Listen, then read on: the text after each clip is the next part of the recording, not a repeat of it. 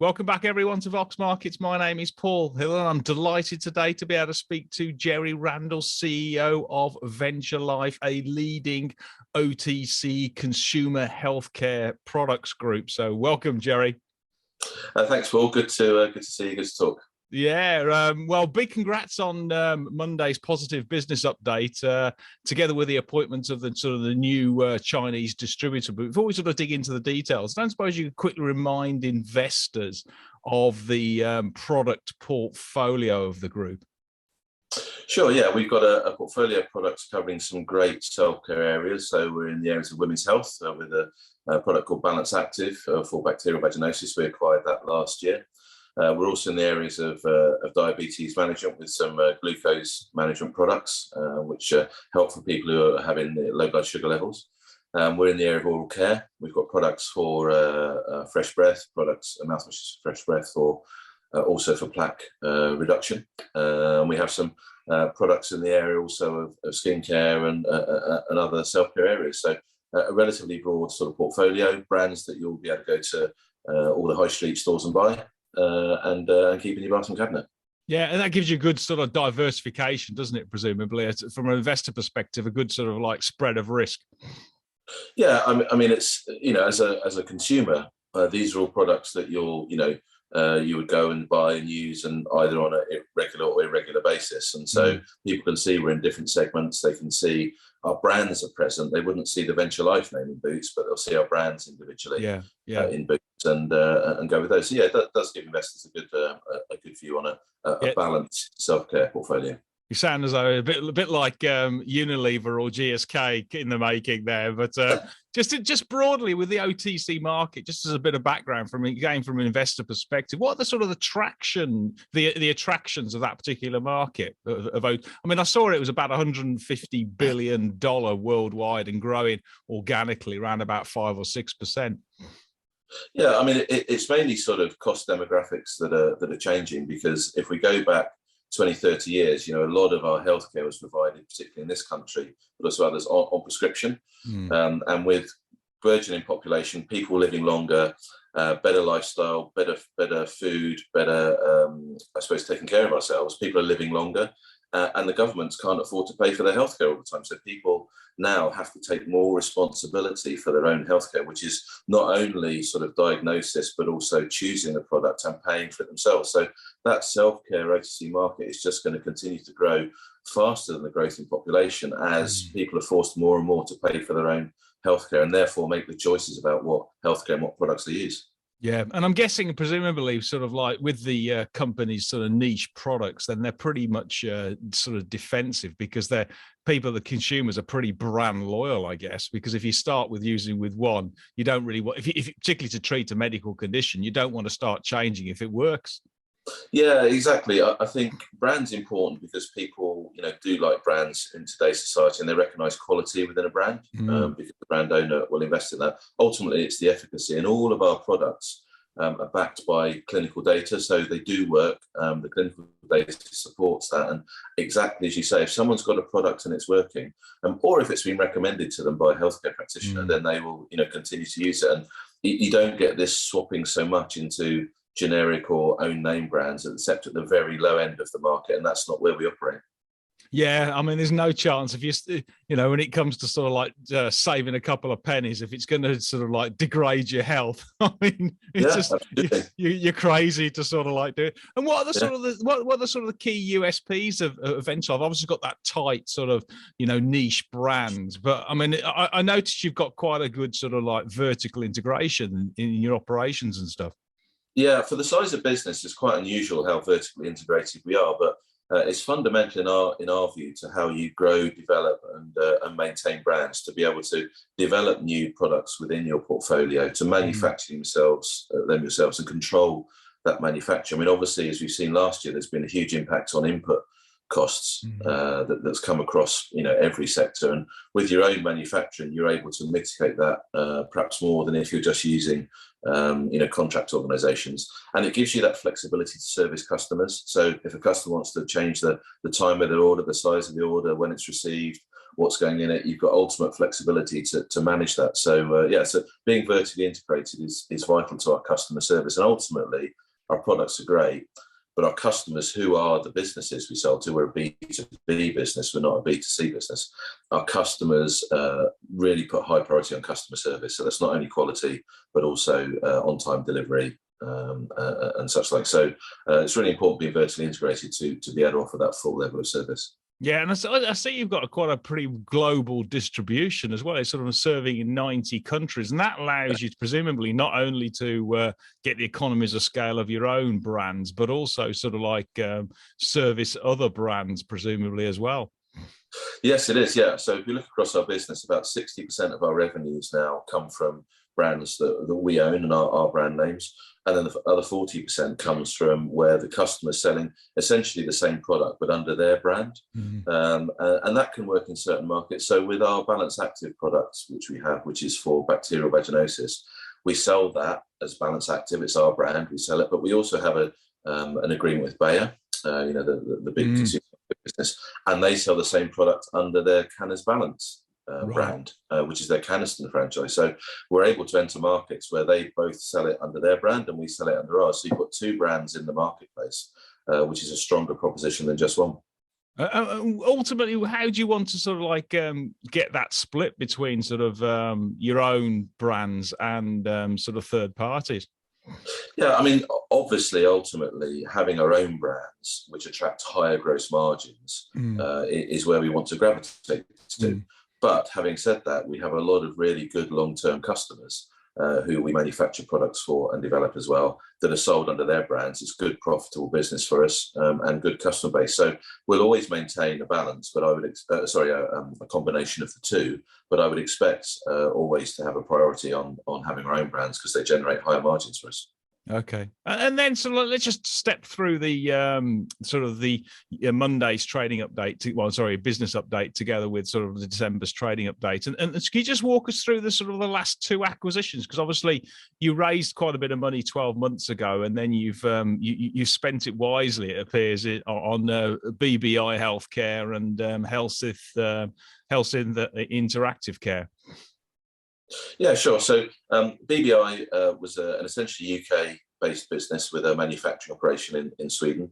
It brought with it the Balance Active products, the Lift and Glucogel diabetes products that we have. So we acquired that. We paid 35 million for that business. A very nice, profitable business in a good growth phase. Took us strongly into two new areas of therapeutic interest, and they're two areas which we see as really strong growth sectors over the next 3 to 5 years. Women's health in particular, it's now a fast growing category. It's much more talked about now. There's a lot of need for women's intimate health, and also outside of the drug route, because obviously when using drugs, you can only use drugs for a short period of time. Our products are all sort of medical devices, cosmetics, and they can be used on over a long period of time. So to continually manage a particular issue, rather than having to take a short-term drug to give it a hit and then wonder when the condition's going to come back again. So BBI brought us those two particularly good areas. The acquisition is very profitable business, additional manufacturing capacity in Sweden. The Helsinn Integrated Care portfolio was an interesting business for us. We make one of those products already, so we knew it. But they are oncology support products. So if you're having oncology treatment, or you're having issues with cancer, these are particular products that help manage the side effects or some of the symptoms, not the symptoms, but the side effects of the drugs that are being used in oncology. And generally, your oncologist will deal with killing the cancer, but it's your palliative care nurse, your GP, or your healthcare practitioner, your Macmillan nurse, who's going to deal with the side effects. And you're going to have to go and buy those products in the pharmacy or in the supermarket. So again, fits our demographic in terms of our customers, which is the pharmacies and the grocery multiples, and nice profitable products and good growth opportunities in them. And which regions do you think you're going to get sort of greatest traction with those? I mean, obviously, you've got a good footprint already in Europe and other locations. But what about the US is obviously a massive healthcare opportunity or market. Yes. So the majority of our sales go into Europe. But quite a lot of those sales go into a partner in Europe who then sells in another country. So Some of our products are already sold in the US, but through distributors who don't have our own direct presence there. But we are starting to build that presence in the US. So we're starting to sell some of these brands we've got in the US, and we'll start probably going in through the Amazon route. We'll go there and we'll use local people to promote, local businesses to promote and grow that business and start to build the presence, because we have good relationships with Amazon in the UK, also in Europe we're building now, and we'll continue to do that in the States. And ultimately we'd like to have our own presence in the States, and that will likely come at some point through an acquisition and revenue base within the US that we deal with ourselves. So our focus is Europe. It's the nearest to home. It's where all products are registered. The US, of course, but also the Far East. The Far East has been a good market for us, and I think will continue to be in the future. So those are our sort of focuses in that sort of level of priority. And then you just sort of like, just in that context, looking at the sort of the Far East, China, I did notice obviously on Monday you've appointed a new distributor, because you were sort of like, I think your existing partner out there had a tough time of it. And so can you just walk us through that one? Yeah, sure. So when we acquired the Dentyl brand in August of 2018, we acquired a Chinese partner with it who just started selling the product in China. Interesting business, had a combination of selling online in China, which is obviously rapidly growing, and also offline. And they were already starting to sell the Dentyl product. And they had quite a successful time of it through to pre-COVID. And in fact, in the back end of 2019, had really strong sales of our Dentyl brand out there. Ordered a huge amount of stock from us in the start of 2020 before COVID hit. Some of which we delivered, but then of course they were hit being, in China, like lots of businesses all over, they were hit with being shut down, with lockdown. But the larger part of their business was offline, so in stores. And in China, that's been hit particularly hard, with cities being locked down, people not being allowed to go out. And they had a big level of sort of inventory and product in that offline, and it really just sucked their cash. And it made it difficult for them to market our products, which they only sell online, because they were struggling for cash. And we gave them some time during 2021 to try and rectify the problem and show us that they could, get back to where they were, because, we sold 2.3 million, pounds worth of product to them in the first half of 2020. And, they'd given us orders for 7 million euros altogether. So really good opportunity, but they were just crippled with COVID and struggling to get back out of it. And so having not reversed the situation in 21, we took the decision to say, well, it's been, interesting relationship, but we can't let our product stand idle in a market where we know it sells very well. So we sought a new partner, and we've appointed Samarkand.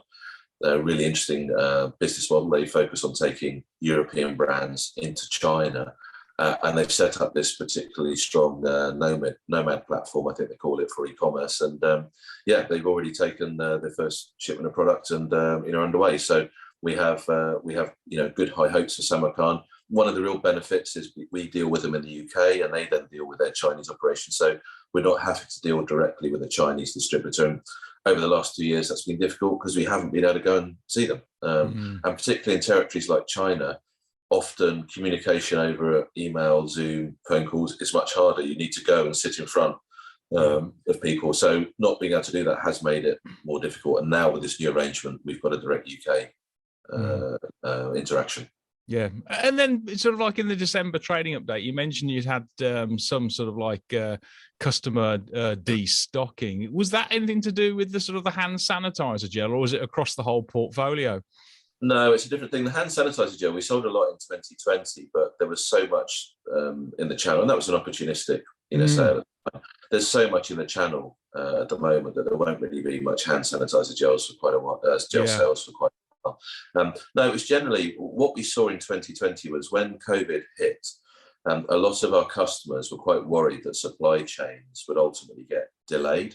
So the orders of product, we wouldn't be able to get raw materials or packaging.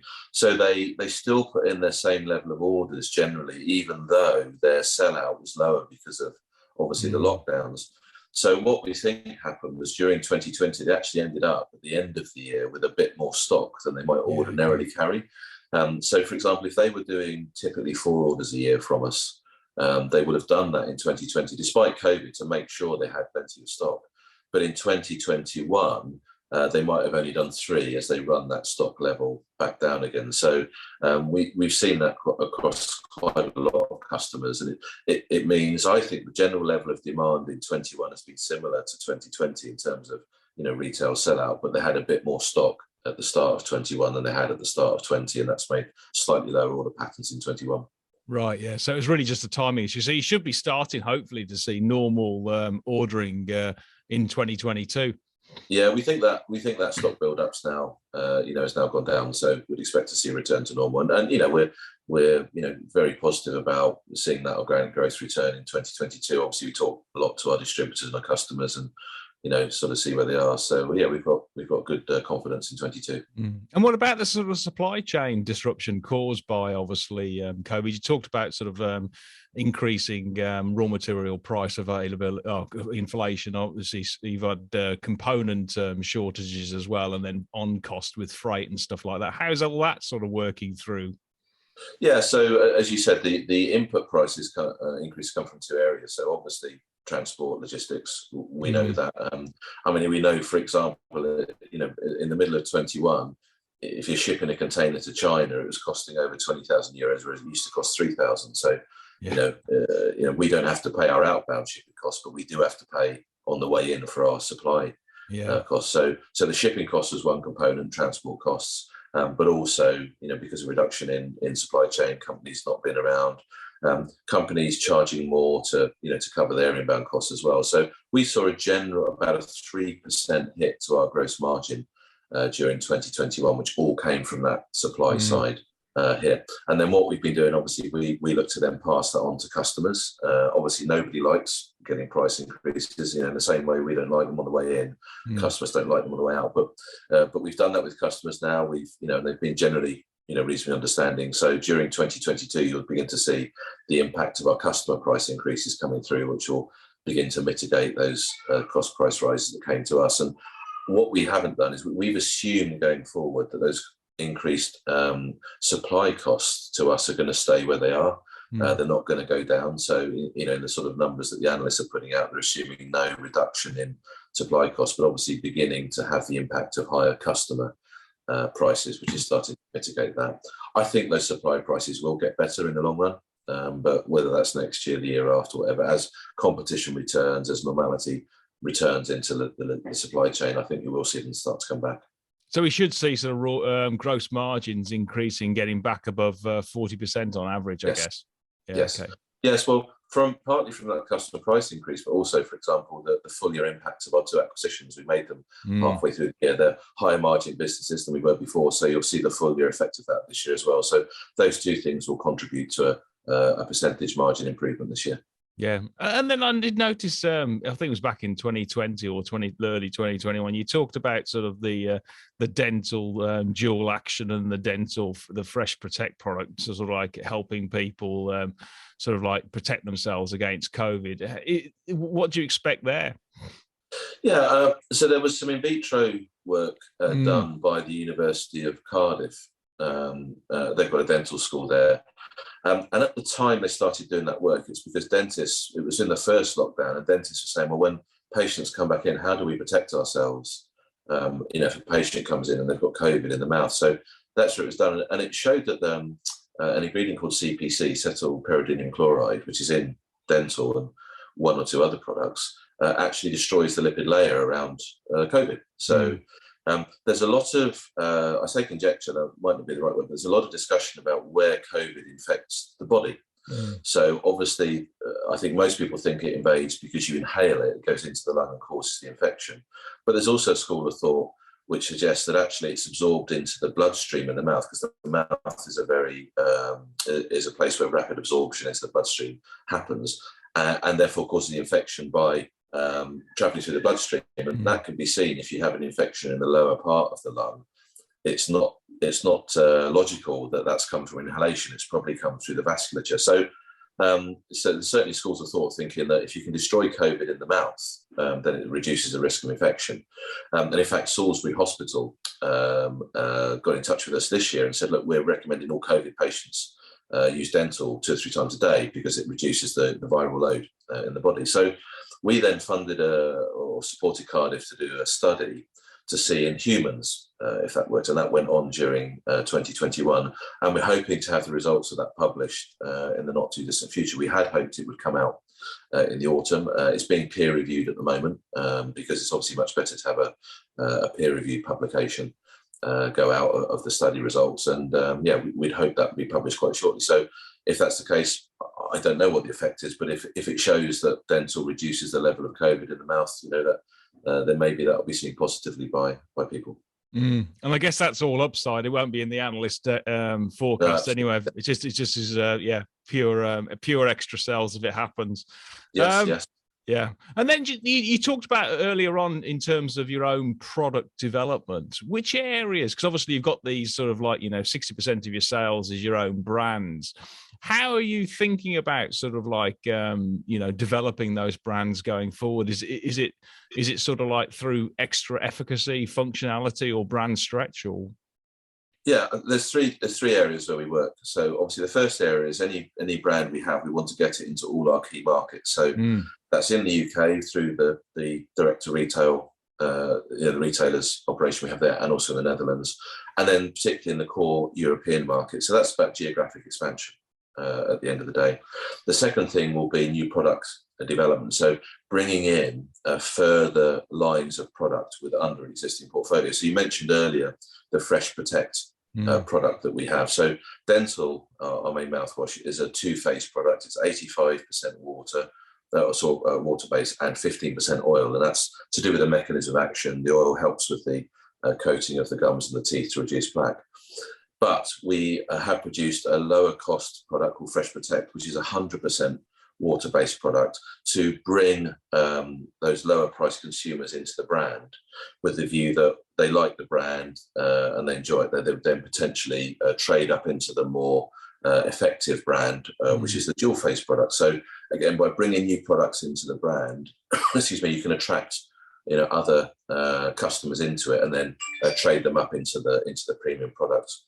And then I think that the final thing really is through acquisition is we look to acquire products that we can again build into our brand. So particularly within women's health, we'll be looking to acquire more women's health products that can go under the Balance Active brand and build that out. So it's if you like, geographic expansion, more on the shelf space, new products into the brand, either through own development or through acquisition.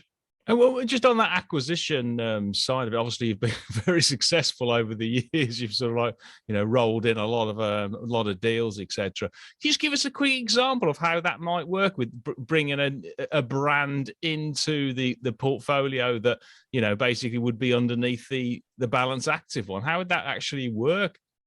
Yeah, I mean, if it's a strong brand in its own right, we'd retain it. But if it's a product that doesn't have a strong brand, we'd bring it in under ours, because you do get brand loyalty. So if you're looking to buy a women's intimate health product, you may have used Balance Active before.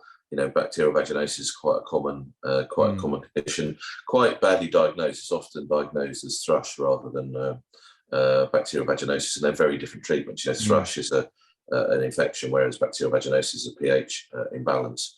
So we'll be looking at products that perhaps haven't got strong brands, and we'll bring it in, and it'll be launched under the Balance Active. So it might be called Balance Active for XYZ condition as opposed to Balance Active for bacterial vaginosis. And with the retailers, they like that because it builds out the shelf space. You build brand loyalty. So on a case-by-case basis, there may be an interesting brand we bring in, or we may bring a product in that goes under our existing brand. But the main thing when we're doing acquisitions is we've got 3 or 4 levers we can pull to improve the profitability of that product. And first thing is usually cost synergies. We bring a brand in, but we've got the infrastructure already. We've got significant operating capacity within our business, both development, manufacturing, but also commercial and marketing. So we strip cost out, and we've done that with the BBI acquisition that we've made. Then you can internalize the manufacturing. When you internalize it, you reduce your working capital need because you're not buying finished goods, you're buying raw materials and packaging. And you improve your margin because you're not paying out that profit margin outside. You then go into our international network, and you can have the product out in different countries. And then finally, we can develop new products to go into that portfolio. So all of those 4 levers is how we leverage an acquisition. And with BBI, with Helsinn, and all the others, we're doing all of those things to substantially increase the profitability. So we buy a business on a level of profitability, we pay for that profitability, and then we leverage our business to increase that profitability to our benefit. And with that sort of like, that the economies of scale, that sort of scalability of the group, just as a sort of like a rough rule, if a company you've bought in, I don't know, makes gross margins of sort of like 30%, where would be how much sort of percentage increase would you be hoping to achieve in terms of, sort of like doing your own production and then scaling it across the world? What would be the incremental drop through? Yeah, so it depends where you're talking, obviously. I mean, we wouldn't buy a business that's got a 30% gross margin, but obviously we would buy a business that's got a 30% net margin. But if we take a simple view, we buy a business 50% gross, say 25% net EBITDA margin, we'd expect to put 5% on the gross margin, and therefore it'll go through to EBITDA margin through internalizing the manufacturing business. It's not fixed. It can be more, can be less, depending on the product, what it is, how we make it, where it goes. But that's typical, the sort of uplift you can get by taking away the external manufacturer's profit margin. Okay, and then just on the actual capacity to buy and to bolt on new acquisitions, I did see Senkos's note, and they were putting out a closing net debt figure, I think, for December 2021 of 5.5 million, which I think is pretty much in line with where you were at the half year, etc. How much sort of like debt capacity do you currently have to put in new acquisitions? Yeah, sure. That net debt figure includes finance leases, which over recent years everyone's had to account for differently because they appear as a liability on the balance sheet, whereas before they were what you and I would have known as operating leases. Oh, this is okay. This is FRS 16 stuff, is it? Yeah, okay. It's rent and things like that, so it includes part of that. So, if you take that out, our actual net debt, if you take pure debt less our cash, is considerably lower than that. But we've got an RCF, revolving credit facility, we put in place last year, which is with our main bank, Santander, and supported by Silicon Valley Bank, for up to 30 million of gross debt initially, and an accordion up to 50 million. And that's linked to 2.5 times our trailing EBITDA of ourselves plus what we're buying. So if you're looking next year of having an EBITDA of, I think it's 8 or 9, yeah. Then we can draw 2.5 times that plus whatever we're buying. So we're comfortably able to go up to that sort of 30, and most of that 30 isn't drawn at the moment. We've got a small bit drawn, so we've got good capacity to do that. We've got cash flow generation as well, which is constantly moving that RCF back down. So we've got capacity to make some nice incremental add-ons. I know when we raised the money in the autumn or December of 2020, and we spent it in June, effectively, so 6 months later, I know there was a perception sometimes from people in the market saying, "Oh, it took an awfully long time to spend that money." I think they need to sit on our side of the fence and see what it takes to do an acquisition of that size, because actually that's quite quick. We haven't even got that acquisition on our radar when we raised the money, and it came and we found it, we actioned it, we bought it within 6 months. And I think if people have expectations of doing acquisitions in 3 months, it's completely and utterly unrealistic, and they should sit on this side of the table and look how what you have to do. Because if you look at our track record of acquisitions, and I say the same with my previous businesses, they've all been successful, and that's a really unusual track record. And I'm not trying to blow my own trumpet, but if you look at the success rate of acquisitions, it's very, very low. Which ones really add value? So and ours add value because we do it right, we do our diligence, we do it thoroughly. And we looked at about 100 opportunities since 2018. And we've done 3. Right. So you've been pretty selective. yeah, you have to be. So, it's important people understand when you do an acquisition, you've got to do it right. I'd rather not do it than do it bad, because the destruction you get from bad acquisition is, it'll take you 2 or 3 years to recover. So it's quite important people understand that profile of making acquisitions. Yeah. Well, I did notice actually that you've got Senkos putting in about sort of £41 million of revenue for 2022. What? Just give us a quick flavour. I know you can't be in terms of anything detailed because you've got your trading update coming out in February, but just sort of like your broad view of sort of like outlook for 2022. Yeah. I mean, so I think again in their numbers, they're expecting us to report sort of 32 million or something like that for 2021, and that obviously includes a part year from our acquired businesses. And if you pro forma that and say what would it look like if it was all there for the year, it's between 37 and 38 million. So all Senkos really are doing is building in a 10% organic growth in 2022, and we're very comfortable with that based on what we've seen, that sort of destocking that happened in 21, which we think has now sort of flushed through. Also the growth of our products, BBI itself will probably generate 20% growth this year compared with last year with all the initiatives that we've got. Bayer, who's a big partner there, have already given us a view on their 2022 and the significant growth coming from there. So there's lots of positive growth parts in our portfolio. I think 10% is comfortable organic growth for us. And it's always been our target each year, 10% organic, 10% acquired revenue growth. And that's what we've done for the last 6 or 7 years. And that's what we expect to continue to do going forward. So if you push the clock forward, then sort of like 3 to 5 years, how big or what's the ultimate size and scale and sort of shape of the business that you're looking at? Yeah, in terms of our production capacity, we've got capacity to go up to sort of 60-70 million pound business before having to spend any significant money in that, and we'll be gravitating over the next few years, assuming there's not another hike in supply prices and that sort of thing, which we don't expect to see. But we'll be gravitating towards a 25% EBITDA margin as we have recovery of those margins. So that's where the business will go to over the next few years, and that will be a combination of some small add-on acquisitions and that sort of 10% or so organic growth each year. And we can achieve that all within the resources we have. We don't require an equity raise. We're cash generative, we're growing, we're profitable, got a diverse product base in terms of what we sell, where we sell, and who we sell to.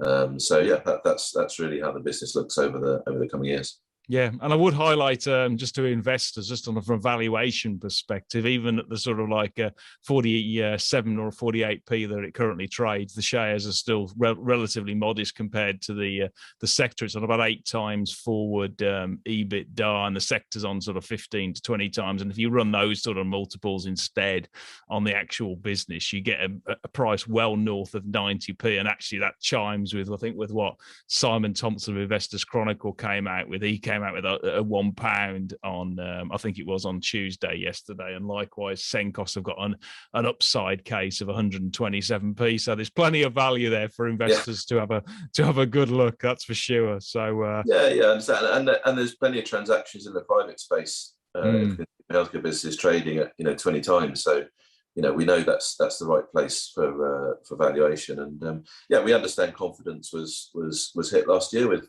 profit warnings. I completely get that, but nothing fundamental has changed about the business, and the things that hit us were all related to COVID, and we're coming out of that. So we see a very rosy future. Yeah, well, I did see the directors bought some, in December, which is, always a good, encouraging sign. Just in terms of sort of future news flow, what's sort of timing of the year-end, full year-end trading update? Is it sort of like early February as usual, in about 4 weeks' time? Yeah, end of January, early February, we just give an update on, how the year finished in terms of revenue and, some sort of key commercial things. Our results will be out in the 3rd week of March, the full detailed results. Brilliant.